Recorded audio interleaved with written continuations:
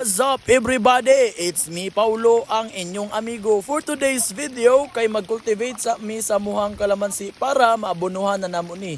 Bahalag ulan, basta kay mula hutay, aw matik, padayon ra gyapon, kaning kalamansi dapat ni siya is tunga sa bulan, maabunuhan na ni siya, pero karon late na gini siya kay almost bulan naman ni kapin, wala ra gyapon nabunuhan. Kaway-kaway yung buang, pinasayaw-sayaw din dra din kuyog nga kuwang manghod.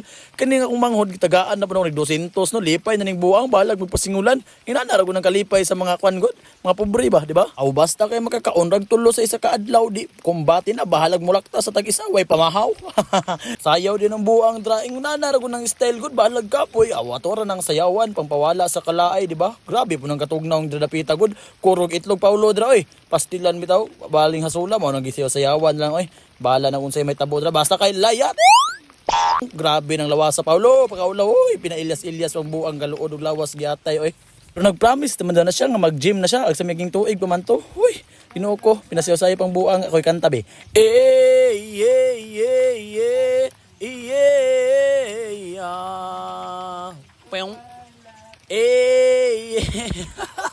Ginoo ko, nalawas sa Paulo pakaulaw. Uy, kanaog dira bako. Mga kababayan, mananumtag saging tumban. Gaya mayama na pong buang. Mga kababayan, mananumtag sa aging tumban aron pagkadamag kita ray mamumo, gabalik-balik kumon pamusil na pagpataka dira. Daga na pong buang sa pagtuo niya diri, langgam Ginoo ko. Uy, pagkaulaw.